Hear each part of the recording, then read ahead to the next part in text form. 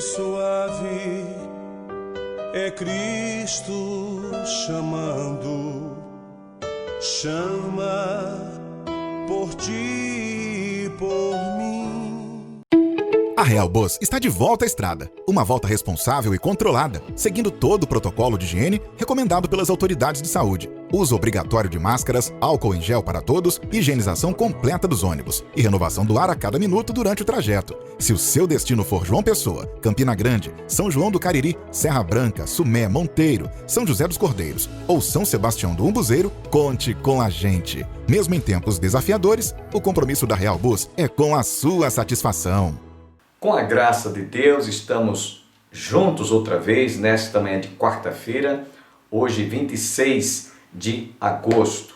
E eu quero lembrar aos nossos estimados amigos e telespectadores, internautas, que nós estaremos hoje ouvindo outra vez o reverendo Solano Portela, que esteve pregando pela ocasião da conferência teológica a respeito de um tema muito atual, Reforma Protestante, que hoje, mais do que nunca, desde que a reforma foi realizada no ano de 1517, a igreja hoje em nossos dias está realmente necessitadíssima de que haja uma reforma. Diante de tantos ensinos e doutrinas, entre aspas, que estão se propagando na mídia e em muitos movimentos que têm surgido nesses nossos dias, sobre confissão positiva, a chamada teologia da prosperidade, a nova era. Todos esses ensinamentos vão de encontro à palavra de Deus. Há uma colisão com a verdade. Por isso que Jesus disse: conhecereis a verdade e a verdade vos libertará. Porquanto, sem perda de tempo, quero deixá-los agora com o reverendo Solano Portela.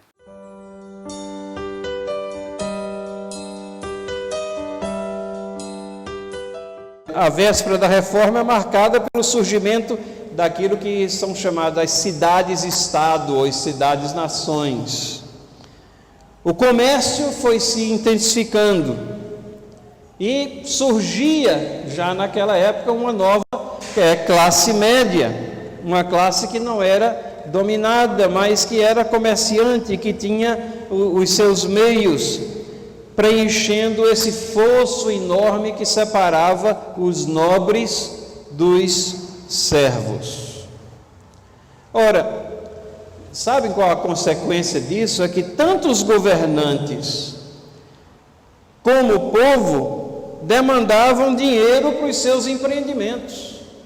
Os governantes estavam precisando de caixa para os seus empreendimentos, de dinheiro. O povo, que tinha uma ascensão agora econômica de conhecimento, também queria dinheiro para os empreendimentos, e isso estrangulou o fluxo de valores para a Igreja Católica. Isso foi estrangulando o fluxo de valores para a Igreja Católica. O que é que nós podemos aprender dessa situação? O que é que Deus nos ensina através da história, da sua regência na história, nesse aspecto socioeconômico? Deus prepara também o terreno aqui, nesse aspecto socioeconômico. A Igreja Católica continua ávida também por dinheiro, e aí ela torna-se menos criteriosa e mais ousada no levantamento de recursos, o que leva ela à venda das indulgências.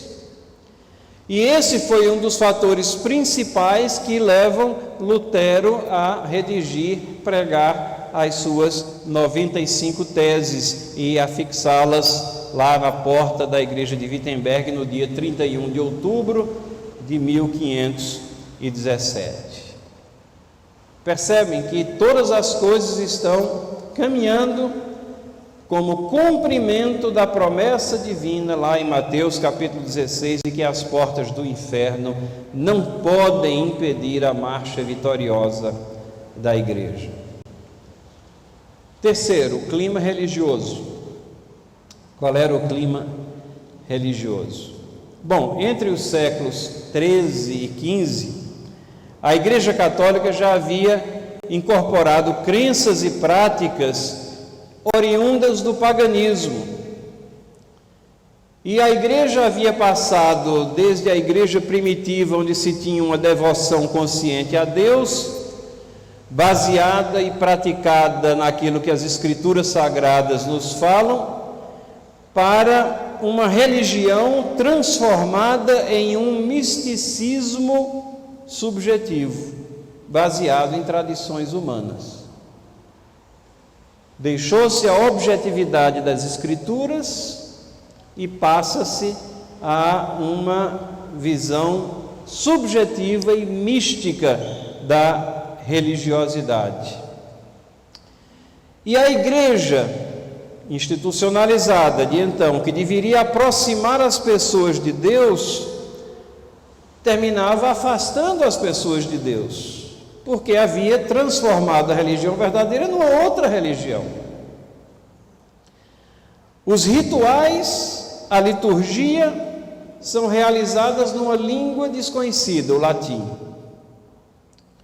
Os seguidores são sujeitos ou estão sujeitos a uma hierarquia que é estranha à Bíblia. Você não encontra uma hierarquia elaborada como a igreja medieval tinha, como a igreja católica mantém até os nossos dias, extraída das Escrituras. As instruções de Paulo, contidas principalmente em 1 Timóteo capítulo 3 e Tito capítulo 1, versículos 5 a 9, tem uma estrutura simples para a igreja, que ela é modelada a partir da sinagoga e não tem nenhuma dessa hierarquia que já estava vigente ali na Idade Média. Tudo isso veio de uma tradição humana de modificações da prática religiosa.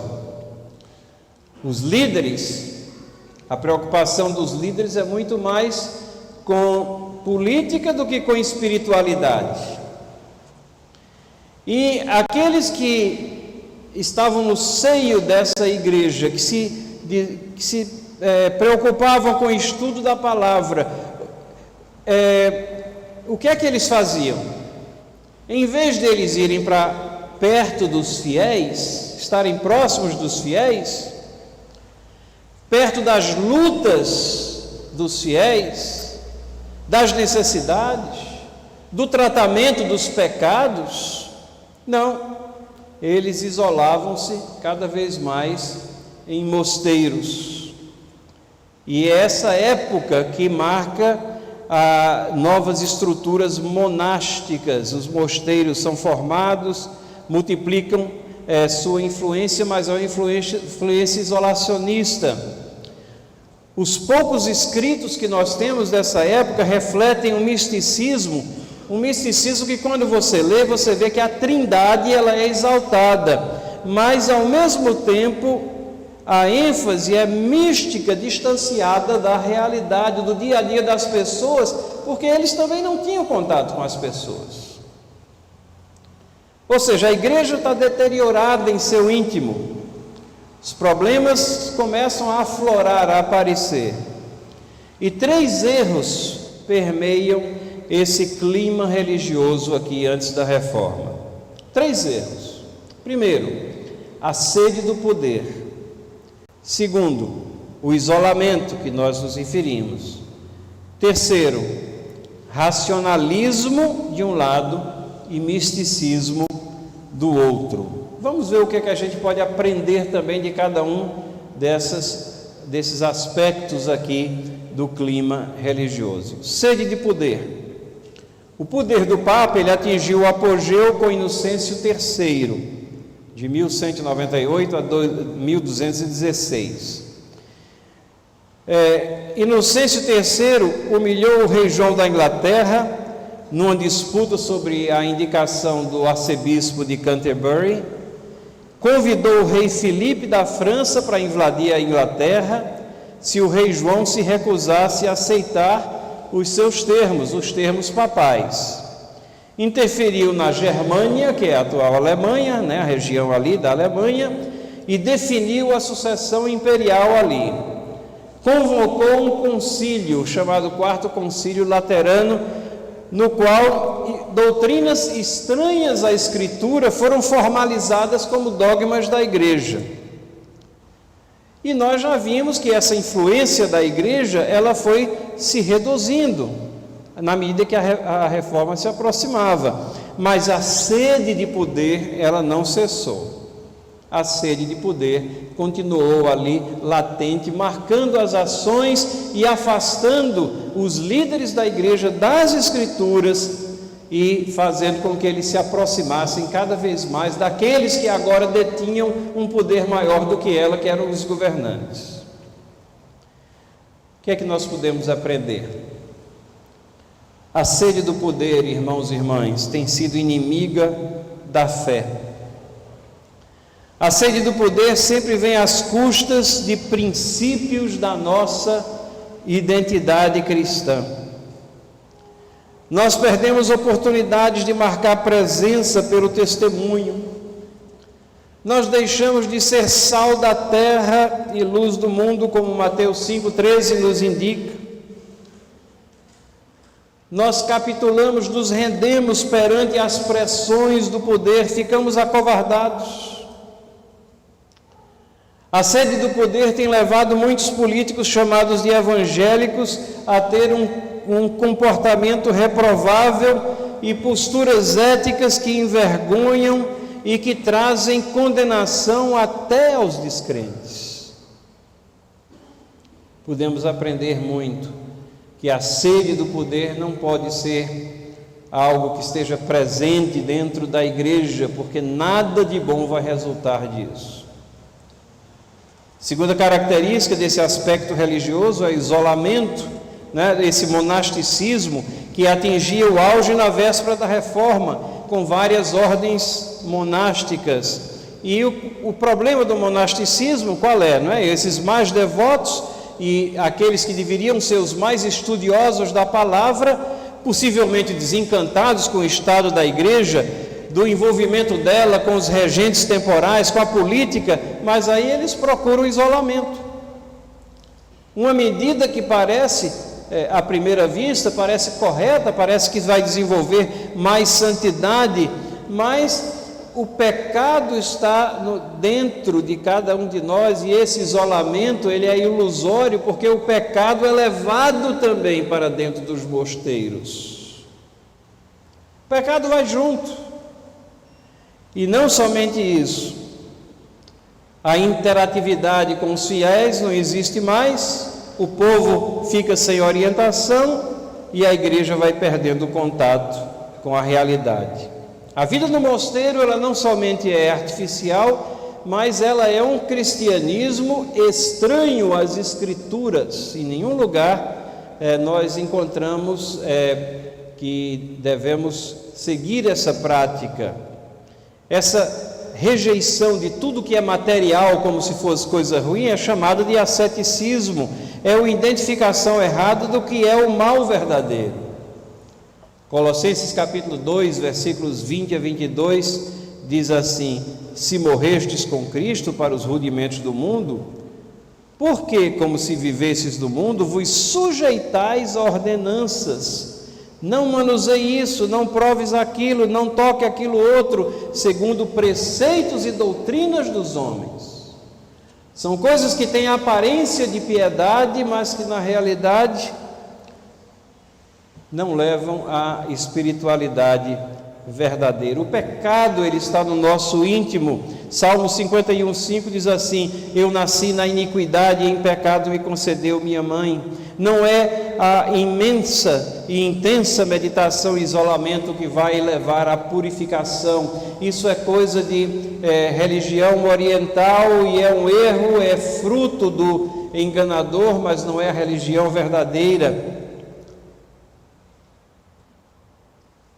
Penitências ou sacrifícios podem ter aparência de piedade, como Paulo escreveu a Timóteo, em 2 Timóteo 3,5, mas não podem expiar a nossa culpa.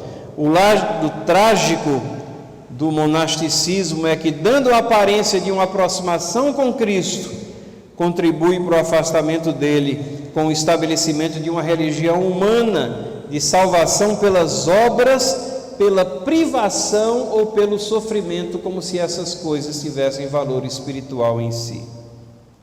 O que é que nós podemos aprender desse momento histórico aqui de coisas que aconteceram antes da reforma? É saudável, né, nós estarmos na igreja, devemos, a palavra de Deus diz que nós não podemos esquecer de nos congregarmos, lá em Hebreus, mas às vezes podemos levar isso ao extremo, irmãos. Podemos esquecer nossa missão de ser sal da terra e luz do mundo. Podemos passar a usar um linguajar e jargões evangélicos ao ponto em que a nossa linguagem são estranhas àqueles a quem deveríamos estar comunicando as boas novas da salvação. Podemos estar tão preocupados e ativos com reuniões, acampamentos, com envolvimento social, que esquecemos evangelização. Jesus não pediu ao Pai que nos tirasse desse mundo, João 17,15, mas que nos livrasse do mal. Aqui nós somos colocados para interagir com a sociedade, sendo luz do mundo. Então nós devemos aprender com essa era obscura na véspera da reforma. O isolamento dos mais fiéis ou supostamente mais fiéis terminou por descaracterizar de vez a sua doutrina e a sua mensagem. Terceiro aspecto desse ambiente religioso é o racionalismo e misticismo. Na véspera da reforma, em paralelo a esse isolamento monástico que a gente vê, vários intelectuais no seio da igreja deslancharam o que ficou conhecido como escolasticismo. O escolasticismo, ele procurava harmonizar filosofia com teologia, procurando demonstrações racionais de verdades teológicas. Em vez de voltar à palavra de Deus, não, procurava-se racionalizar os dogmas da igreja também lá e algumas verdades teológicas da palavra. Isso foi precedido por Anselmo, que viveu de 1033 a 1109, depois veio Abelardo, Pedro Lombardo, são todos expoentes, mas isso é cristalizado na vida e na obra de Tomás de Aquino, que viveu de 1227 a 1274. Ele foi o expoente máximo disso que é conhecido como escolasticismo, e principalmente com o seu tratado, seu livro, que é chamado de Suma Teológica. Depois de Tomás de Aquino, nós tivemos João Duns Scotus e Guilherme de Ockham. Esses escolásticos, eles procuravam restaurar o cerne doutrinário da igreja, procuravam dar alguma espinha dorsal doutrinária à igreja, mas eles erraram em depender ao extremo do racionalismo, em desconhecer a profundidade, a gravidade do pecado que afeta a nossa capacidade de raciocinar corretamente sobre as coisas espirituais, como nos ensina Romanos 1:22. Na realidade, eles deixaram de lado aquela doutrina da reforma e bíblica que diz que as pessoas no seu estado natural, elas são corrompidas, são depravadas no seu proceder, no seu pensar.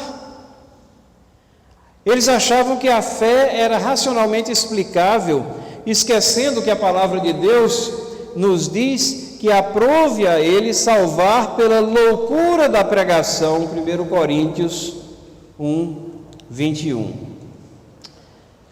E apesar desses escolásticos algumas vezes confrontarem o poder temporal dos papas, eles serviram também para sistematizar muitas doutrinas estranhas às Escrituras.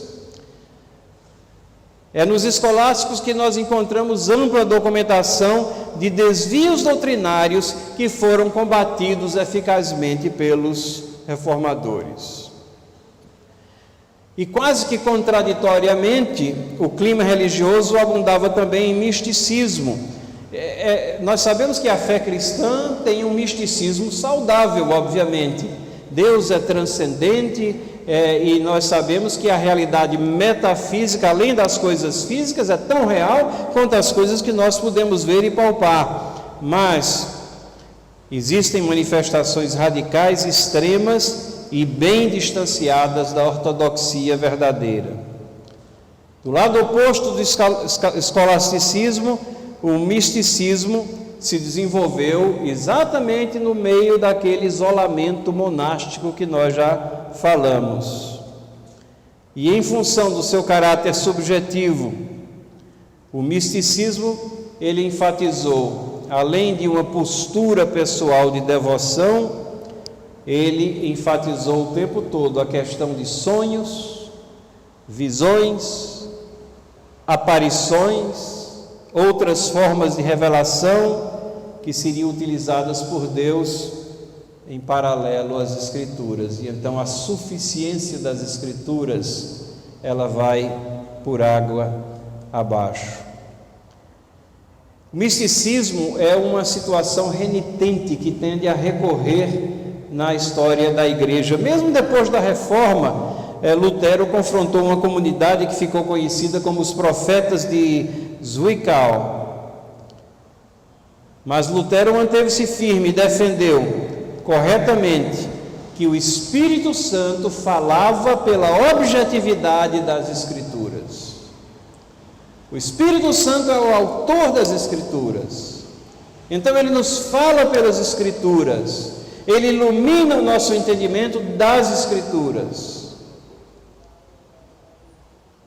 E essa visão mística, que ninguém pode voltar às Escrituras e medi-las, como faziam os bereanos, ela é estranha à verdadeira fé. O misticismo distorcido sempre foi uma ameaça. No tempo dos pais da igreja, logo depois dos apóstolos, nós vemos o misticismo sendo manifestado com muita intensidade num grupo chamado de montanistas, a partir do seu fundador. E o misticismo nos nossos dias encontra expressão em muitas igrejas evangélicas. O que é que nós devemos aprender então? A fé cristã, ela alimenta o ser na sua totalidade, o ser humano integral. Na fé cristã nós encontramos satisfação para o corpo, para a alma. Ver mérito no sofrimento ou no isolamento, isso significa que nós vemos algum mérito ou uma ideia de que nós operamos a nossa própria salvação. Esse misticismo não é uma característica saudável da igreja, mas é na realidade um problema. Ele ocorre às vezes como reação a uma ortodoxia morta, é verdade. Ele ocorre muitas vezes em reação a um intelectualismo estéril, que também é prejudicial, é verdade. Na Idade Média nós podemos traçar as origens desse misticismo essa ortodoxia morta. Mas igualmente ao que aconteceu na Idade Média, o misticismo, não nos enganemos, ele desvia os nossos olhos de Cristo, ele chama a nossa atenção para os nossos méritos, coisas que deixamos ou que fazemos, para objetos aos quais atribuímos valor espiritual, pentes santos, peças de roupa, para formas de comunicação com Deus que são estranhas à palavra, formas que negam a suficiência da palavra de Deus. Irmãos e irmãs, assim foi o clima antes da reforma. Era Deus preparando as circunstâncias do mundo, deixando-o maduro para a reforma do século XVI. Esse clima foi conturbado ainda mais com o advento da Inquisição Espanhola. Esse Tribunal do Santo Ofício foi uma instituição fundada em 1478, notem, pouco tempo antes da Reforma, por Fernando II de Aragão e Isabel de Castela, para manter a todo custo a ortodoxia católica nos seus reinos. Essa Inquisição atuou, perseguiu, martirizou muitos, desde a véspera da Reforma até 1834, quando foi declarada oficialmente extinta. Mas é nesse contexto que Deus levantou seus servos, aqueles servos que iriam liderar a igreja no caminho de volta às doutrinas da graça. A Reforma do século XVI foi um evento histórico, dentro da soberana regência que Deus exerce sobre a história. E a pergunta que fica para nós é: como anda a nossa religiosidade? Será que nós estamos embarcando em situações que se parecem com aquelas encontradas antes da Reforma? Será que estamos desenvolvendo uma religião humanizada que atende nossos anseios místicos ou talvez até a nossa sede intelectual, mas que nos afasta cada vez mais do Senhor? A Bíblia diz que Deus requer de nós a prática da justiça, do amor e da benevolência.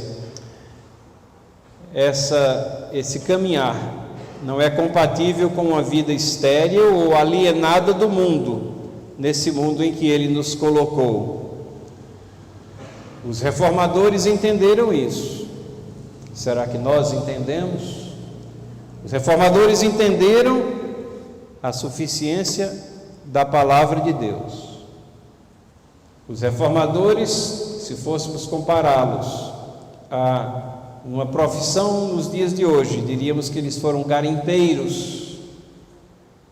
Eles não criaram nem geraram novas doutrinas, mas nessa convergência de tantos fatos históricos, eles saíram cavando e se livrando do entulho da tradição humana que havia soterrado a mensagem das Escrituras, e eles redescobrem toda a majestade, glória e poder as Escrituras, e apresentam ao povo as Escrituras, e traduzem as Escrituras para a língua que é falada. E ali começa essa chama que vai atingir e transformar todo mundo.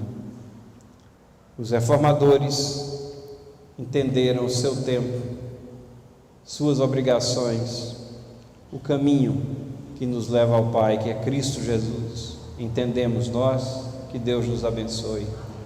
Graças a Deus pelo que ouvimos, e realmente nós passamos a ter uma visão do Evangelho genuíno, transparente, que nós cremos, e certamente aqueles que estão sendo enganados ao ouvirem mensagens como estas não vão mais ser enganados ou iludidos, a menos que estejam comprometidos com a mentira, com aquilo que se ensina por aí a 3x4.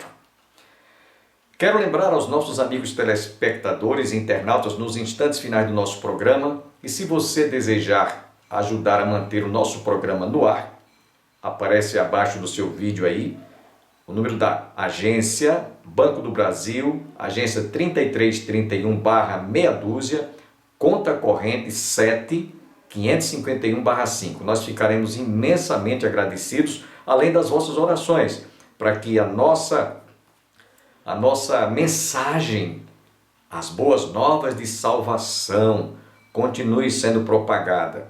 E se você ainda não se inscreveu no sininho, faça a sua inscrição, dê o seu like e também se inscreva no YouTube, programa Opção para a Vida, e divulgue o nosso programa a tantos quantos precisam de ouvir mensagens como esta que ouvimos há pouco. Que todos recebam as bênçãos do Pai, do Filho e do Espírito Santo, e até o nosso próximo programa, se Deus quiser.